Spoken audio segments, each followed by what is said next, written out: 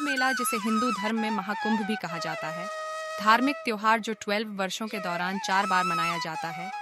4 पवित्र नदियों पर 4 तीर्थ स्थानों के बीच घूमने का स्थान, हरिद्वार में गंगा नदी पर, उज्जैन में शिप्रा, नासिक में गोदावरी पर और प्रयाग, आधुनिक प्रयागराज में गंगा, जमुना और पौराणिक सरस्वती के संगम पर।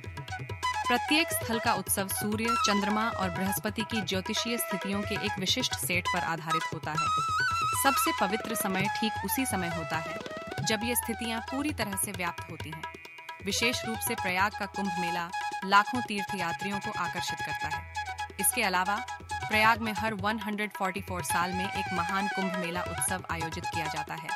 सबसे हाल ही में 2001 में कुंभ मेला कई हफ्तों तक चलता है और दुनिया के सबसे बड़े त्योहारों में से एक है, जिसने 2019 में 200 मिलियन से अधिक लोगों को आकर्षित किया, जिनमें 50 मिलियन भी शामिल हैं। त्योहार के सबसे शुभ दिन पर परंपरा अनुसार कुंभ मेले की उत्पत्ति का श्रेय 8वीं शताब्दी के दार्शनिक शंकर को देती है, जिन्होंने चर्चा और बहस के लिए विद्वान तपस्वियों की नियमित सभा की स्थापना की थी। कुंभ मेले के संस्थापक मिथक का श्रेय पुराणों, मिथकों और किंवदंतियों के संग्रह को दिया जाता है, जिसमें बताया गया है कि कैसे देवताओं और राक्षसों ने दूधिया सागर के संयुक्त मंथन से उत्पन्न अमृत के बर्तन कुंभ पर लड़ाई की थी। संघर्ष के दौरान अमृत की बूंदें कुंभ मेले के 4 सांसारिक स्थलों पर गिरीं। अमृत की एक एक बूंद उन 4 नदी स्थलों पर गिरी जहां अब कुंभ मेला आयोजित होता है, और माना जाता है कि प्रत्येक के चरम क्षण पर नदियां उस मौलिक अमृत में बदल जाती हैं, जिससे तीर्थयात्रियों को पवित्रता, शुभता के सार में स्नान करने का मौका मिलता है। और अमृता, कुंभ शब्द अमृत के इस पौराणिक बर्तन से आया है, लेकिन यह कुंभ का हिंदी नाम भी है, जो उस राशि का चिन्ह है जिसमें बृहस्पति हरिद्वार मेले के दौरान रहता है। कुंभ मेले में भाग लेने वाले लोग हिंदू धार्मिक जीवन के सभी वर्गों से आते हैं, जिनमें साधु संत से लेकर जो साल भर नग्न रहते हैं या सबसे कठोर शारीरिक अनुशासन का पालन करते हैं, साधुओं तक जो केवल इन तीर्थ यात्राओं के लिए अपना अलगाव छोड़ देते हैं।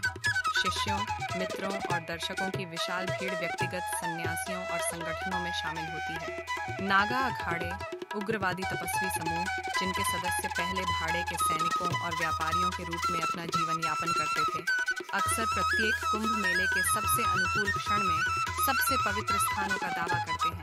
हालांकि भारत सरकार अब एक स्थापित स्नान आदेश लागू करती है, लेकिन इतिहास में प्राथमिकता पाने की होड़ में रहने वाले समूहों के बीच खूनी विवाद दर्ज है। कुंभ मेले की मुख्य गतिविधियां पवित्र स्नान। भक्त विशेष शुभ तिथियों और समय पर पवित्र नदी में स्नान करते हैं। स्नान करने की क्रिया का मानना है कि यह पापों को धोने और आध्यात्मिक शुद्धि प्राप्त करने में मदद करता है। रिवाज और भेंटें। तीर्थयात्री विभिन्न रिवाज, प्रार्थनाएं और भेंटें करते हैं ताकि उनके पूर्वजों को सम्मानित किया जा सके और देवी देवताओं से आशीर्वाद प्राप्त किया जा सके। साधु यानी सन्यासी, इन तीर्थयात्री विभिन्न रिवाज को नेतृत्व करने में मुख्य भूमिका निभाते हैं और आध्यात्मिक शिक्षा प्रदान करते हैं। धार्मिक सभाएं। कुंभ मेला धार्मिक विचार विमर्श, विचारकों और दार्शनिकों द्वारा धार्मिक चर्चाओं, व्याख्यानों और भाषणों के लिए एक मंच के रूप में सेवा करता है। यह हिंदू दर्शनियों और आध्यात्मिकता के बारे में सीखने का एक अवसर प्रदान करता है। प्रदर्शनियां और परेड। सन्यासी और विभिन्न धार्मिक संगठनों की विस्तृत प्रदर्शनियों की एक आम दृश्य होती है। ये प्रदर्शनियां विभिन्न हिंदू परंपराओं, मतों और प्रथाओं को दर्शाती हैं। सांस्कृतिक प्रस्तुतियां।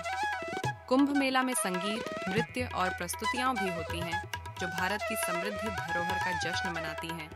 अस्थायी बसेरे। विभिन्न धार्मिक समूहों और संघों के लिए अस्थायी बसेरे, जिन्हें अखाड़े कहा जाता है, स्थापित किए जाते हैं। ये मिलने के स्थल, आवास और चर्चा और समूहों के लिए स्थान के रूप में कार्य करते हैं। सुरक्षा। लोगों के बड़े प्रवाह के कारण उनकी सुरक्षा और कल्याण सुनिश्चित करने के लिए व्यापक सुरक्षा की व्यवस्थाएं की जाती हैं। कुंभ मेला न केवल एक धार्मिक आयोजन है, बल्कि यह एक सांस्कृतिक घटना भी है, जो जीवन के सभी क्षेत्रों के लोगों को एक साथ देखने का अवसर प्रदान करती है।